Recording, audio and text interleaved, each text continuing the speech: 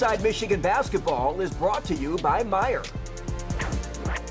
Hi everybody, welcome to Inside Michigan Basketball. Expect the unexpected. It's one of the reasons we love sports, and Sunday at Chrysler provided one of those moments. Sure, it was senior day, but that's only one of the reasons this was the most memorable home game of the year.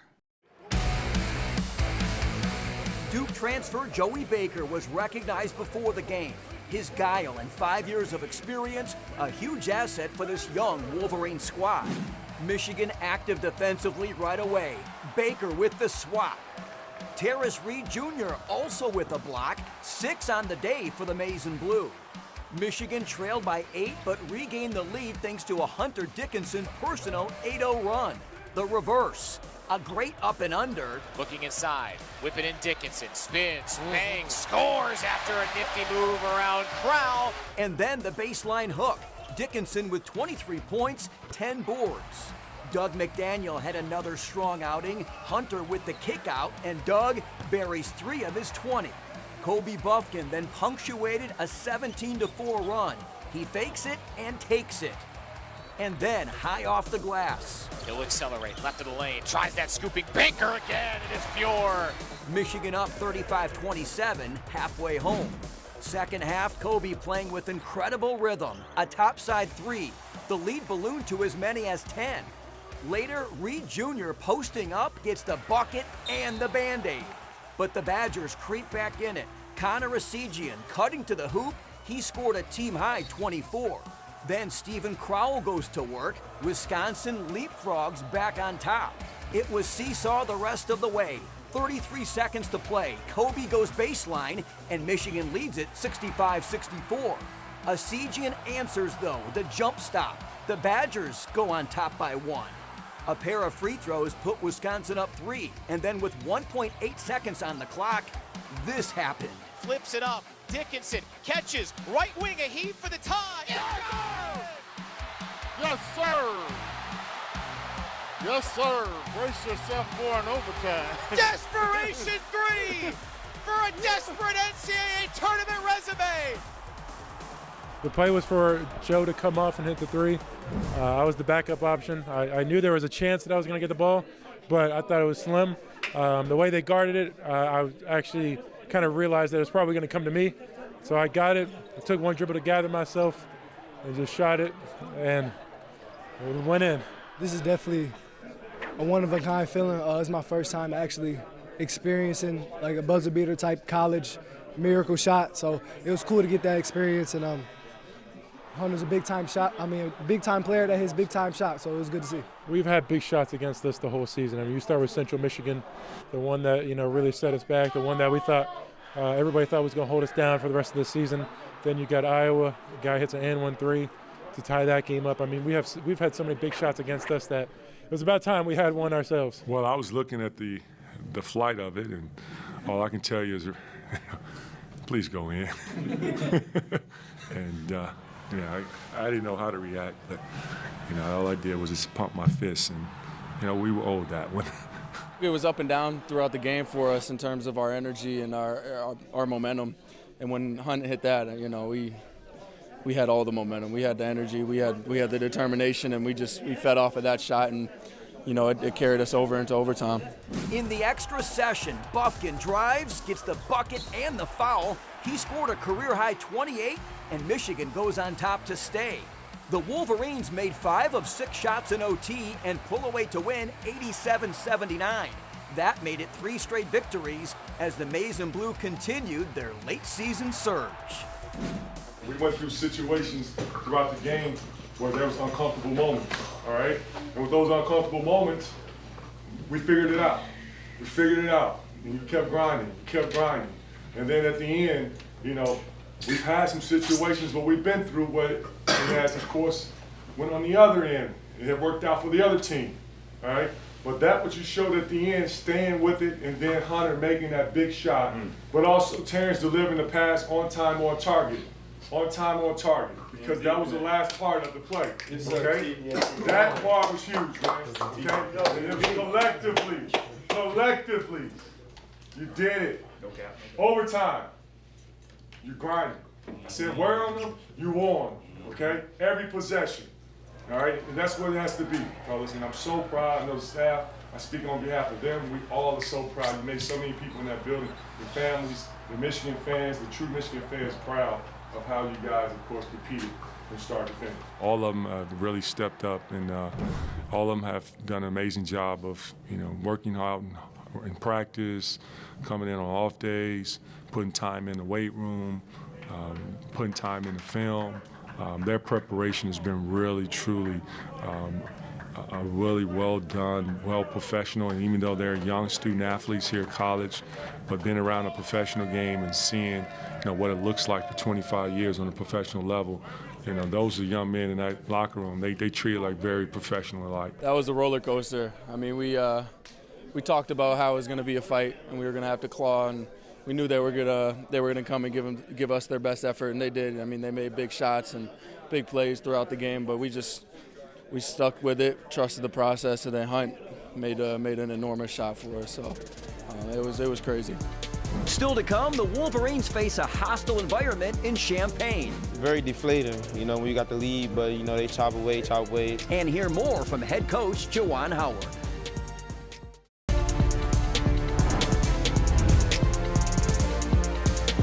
Inside Michigan Basketball is brought to you by Meijer. Make savings a slam dunk with Meijer home delivery and pickup. Welcome back to the show. The schedule had the Wolverines wrapping up with a pair of road games. The consensus was split them, make some noise in the Big Ten tournament, and hopefully lock up a berth in the NCAA tournament. The challenge began Thursday at Illinois as the Maize and Blue tried to spoil senior day for the Fighting Illini. This was the only regular season meeting between the two, who are jostling for Big Ten tournament seeding. Jet Howard moving with the offense. Watch this finish at the rim. Back from a couple of game absence, drives and jams with a right hand off a curl. Welcome back. Hunter Dickinson getting a lot of touches in the paint. He makes a series of moves and splashes it home. And then just abusing the Illinois D, starting at the three-point line. He drives, spins, and scores 31 points, 16 boards for Hunter. Michigan down a bucket at the half. Second half, the Illini go on a 9-0 run to go up 9. Coleman Hawkins just annihilates the rim. But back come the Maize and Blue, scoring the next 10.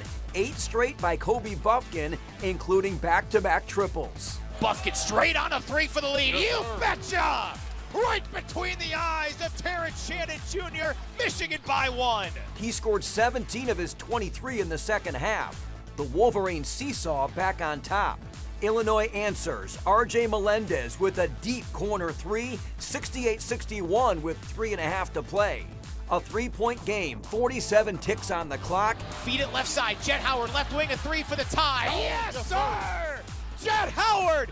He found a way to knock it down over Meijer. Both teams had a chance to win in the closing seconds. Dickinson with time winding down. Off the mark, we go to overtime. First OT, Jet opens with another bomb. Finished with 15 on the night.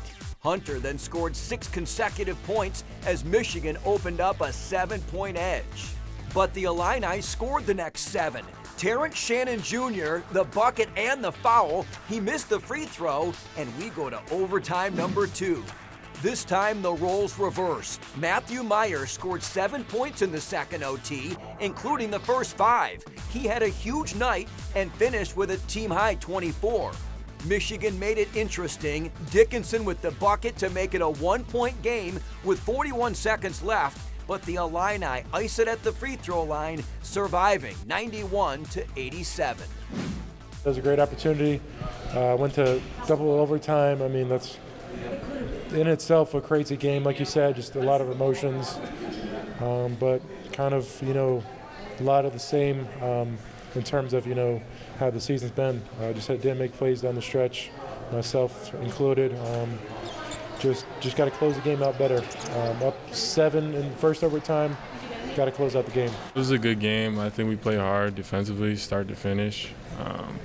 There's a lot of ups and downs, a lot of lead changes, and we just stayed the course and it just didn't go in our favor today, but we're just going to keep the same intensity for next game. It was frustrating. We didn't come up with the win, but I feel like my guys fought hard to the end. You know, the ball didn't fall our way today, but we got another one on Sunday, so we got to put this behind us and lock in for Sunday. Up 7 with like 2 minutes left. I sure thought we were in a great spot. I don't think there's a better spot you can really be in than overtime, but you know, you can never be complacent in the Big Ten because teams are so capable of coming back from you know, deficits. You just look at the Michigan State-Iowa game. That's a great example. We got a little conservative, but, you know, like, we got to get better at that. Like you said, there was a little stuff that creeped in, like, oh, we might win it, but, you know, it just didn't happen today. We definitely grew tonight. We're growing every game. You know, we have a very young team, so each game is a learning experience. And, you know, it's our first double OT game. You know, some players' first time playing in an environment like this.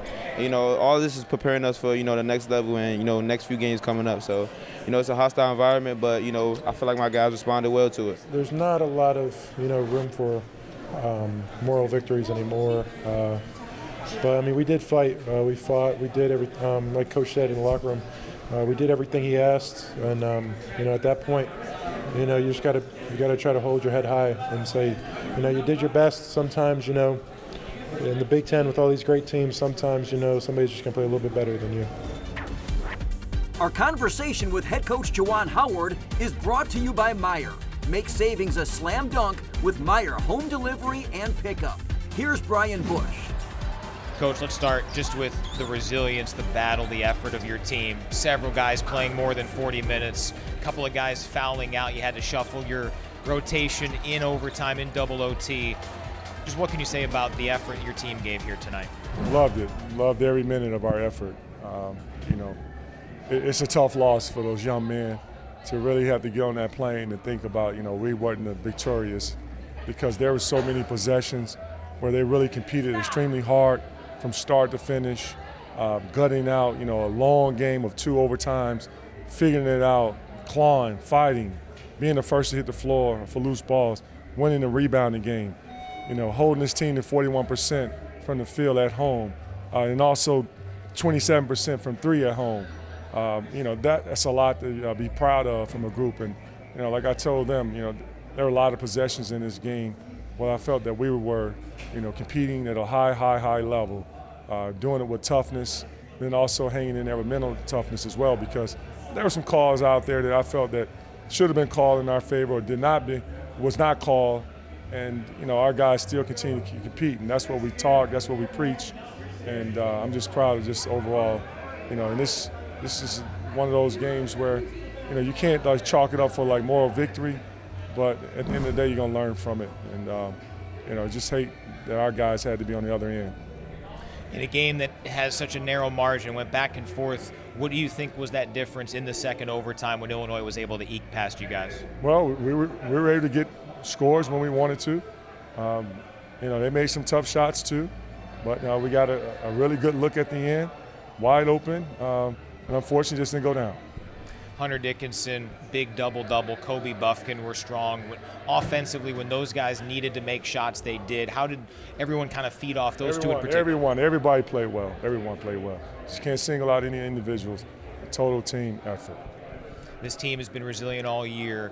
Why is this team able to continue to do that, especially after a tough loss like this? Well, because of the fact that they're competitors, and that's what competitors do, and I'm just proud of them. Thanks, Coach. Go Blue. We have more to come, including a closer look at freshman big man Terris Reed Jr. And Michigan hockey opens play in the Big Ten tournament. Our Elrose Steel Man of the Week is Terris Reed Jr. The freshman from St. Louis was highly touted coming in and has become a key piece in the rotation for Juwan Howard and the Wolverines. He's a young man maturing before our eyes. Looking back, like you said, to the summertime, to where I am now, I made a drastic jump, but I'm not done yet. I'm still growing, still developing, still learning on the fly. Everything is coming so fast. I mean, I just have to take my time with it. But overall, I can't believe this year's about to end so fast. It felt like it went by snap of the finger. Reed has enjoyed the tutelage provided by Coach Howard. Offensively, he had to learn a new rhythm. Telling me to slow down, because I came up here, I was rushing. In high school, I was able to get away with it because I was just bigger and stronger than everybody. But now some people are my height, maybe even stronger than me, maybe even faster than me, quicker than me. I just have to take my time in the post and just be more patient. Defense is where Terris has contributed most. Leans in, had a shot rejected by Reed, and he stole it away! And takes the most pride. A big body with nimble feet, he's second on the team in blocks, averaging 1 per game. The one I can vividly remember was probably Michigan State. The second one, I think it was like 1:05 left. It was a big-time block to help us win that game. You feel the crowd and the energy and the bench just all feed into that one play. So that's able to carry momentum going forward in the game. But he's much more than an athlete. At the behest of his mother, Darlene, Terris started playing the saxophone in 6th grade. She was the one. She wanted all of her boys, me, Trevor, and Tristan, to at least do an instrument, play choir.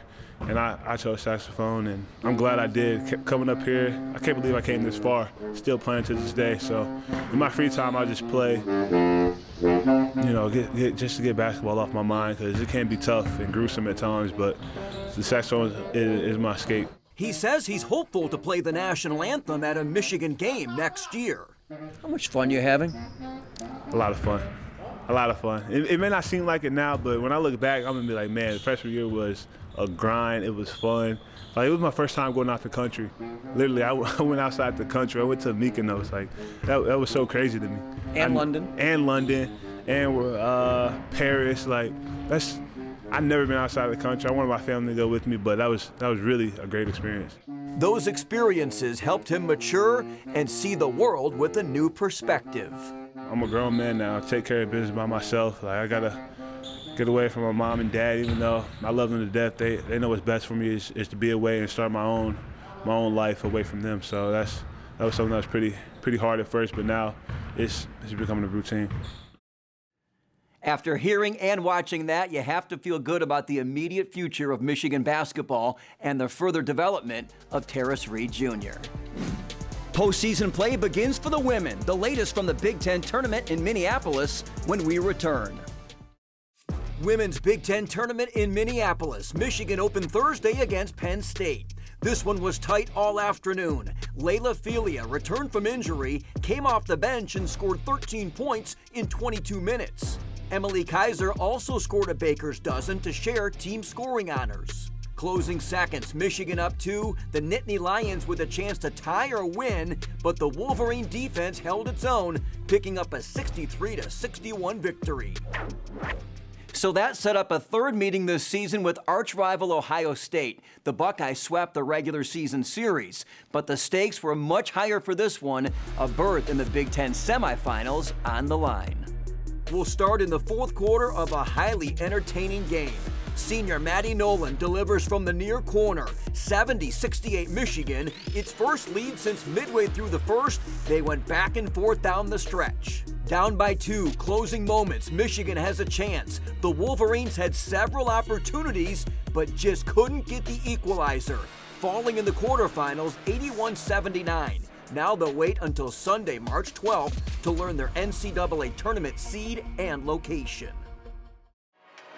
The Big Ten hockey tourney got underway this weekend. Number 2 seed Michigan hosting 7th seed Wisconsin in a best-of-3 series. Friday's opener went to overtime. 9:06 in, defenseman Steven Holtz gets the game winner. The first tally of his career, 6-5 Wolverines. It's just an unbelievable feeling, and especially in playoffs when it matters most. The big players step up in big moments. Saturday's game 2, another tight one. National points leader Adam Fantilli had a hat trick and registered 5 goals on the weekend. Tied at 4, 2:20 to play. Senior captain Nolan Moyle creates the turnover and then gets the reward, the game winner. The Wolverines tacked on 2 more in the closing seconds and win 7-4 to sweep the series. They'll host a 1-game semifinal on Saturday night. That's our show for now. The next time we see you, we'll be talking Big Ten tournament. Look for coverage all week long on our digital platforms and again right here next week on Inside Michigan Basketball. We'll see you next time. Inside Michigan Basketball is brought to you by Meijer. Make savings a slam dunk with Meijer home delivery and pickup.